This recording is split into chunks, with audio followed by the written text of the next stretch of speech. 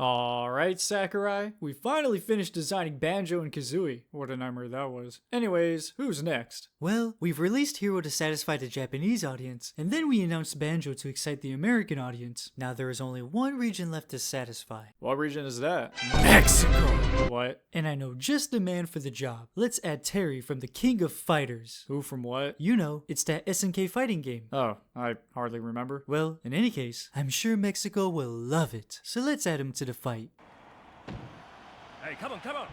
So, what does he do? Remember that mechanic I introduced where a character that originates from a fighting game can auto turn around to always face the opponent in one-on-one matches? Yeah, that mechanic was bullshit. Well, I really think Smash could use some more of that bullshit. Let's give it to Terry.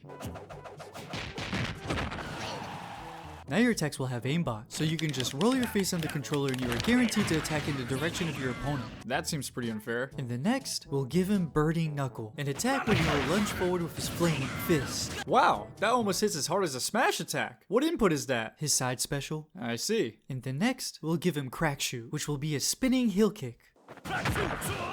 Neat. What input will that be? His side special. Wait, what? Wasn't his last move his side special? Yes. Then how is this move also his side special if they take up the same inputs? Since Terry will automatically turn to aim towards the opponent, he will be the only character to truly have a forward special and a back special, rather than a generalized side special. But what about Ryu and Ken? They always face the opponent too. Where's their forward and back specials? They don't get any. This is a DLC privilege. Ah, of course. In fact, they already got something special. Those characters each have 2 alternate final smashes. Well, does Terry get that? We'll give him something a little extra. We'll give him a go meter. A go meter? Yes. To add on to the bullshit factor. What even is that? Imagine being able to activate a final smash, but without needing a smash ball. Okay, I just imagined that. I say we keep that in our imaginations. I'm gonna level with you, Nintendo. There's another reason I've chosen Terry. Ever since I was a little boy, I've always enjoyed watching fighting games at the EVO Championship. You were like 30 years old when Evo became a thing. I was a child at heart. I'd watch all the fighting games at these events and would notice one thing that they all had in common. And what's that? Super attacks. An ultimate attack that would deal incredible damage. In fact, SNK was the first to introduce this mechanic. In their fighting games, characters could unleash a super attack if their health was low enough. The concept was genius. It was a way to keep matches interesting because no matter how hard someone was winning, there was always potential for a comeback. Every fighting game at EVO would have something like this but ours. So why not design some super attacks? Oh, but I did! I introduced final smashes. I was tired of seeing all of these other fighting games have all of these cool hype moments at EVO, so I introduced final smashes to achieve the same level of aura. So are you satisfied? No. Smash players ended up banning final smashes from competitive events. I wonder why that happened. It's because they thought Supersonic was too broken and made final smashes imbalanced overall. So did you try balancing it? I did. In Smash 4, I nerfed Supersonic to the ground, and they still kept final smashes banned. I then realized there was also maybe that unfair aspect of Smash Balls being random, and even the player in the lead could acquire it just as easily as the player that's losing. So I then introduced a Smash meter, and then I nerfed Supersonic again. So did they ever make Smash Meter legal? No, they banned that too. I'm sick of it. Now I'm not giving them a choice. I'm adding Terry and giving him a Smash meter that's built into the character. That's your solution? Once his health reaches 100%, he will unlock his Go meter. With this, he will have Buster Wolf,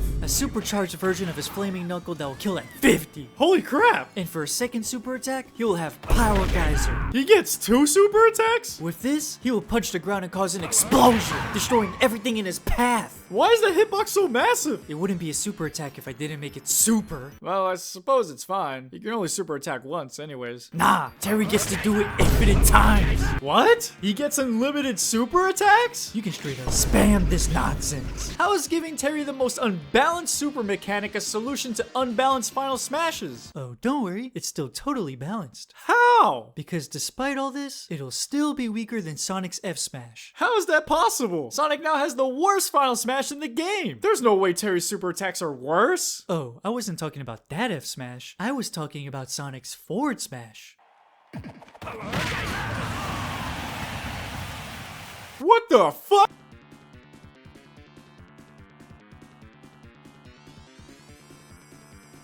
Now, we will finally have our hype Evo moments. Oh, about that. We're pulling Smash out of Evo.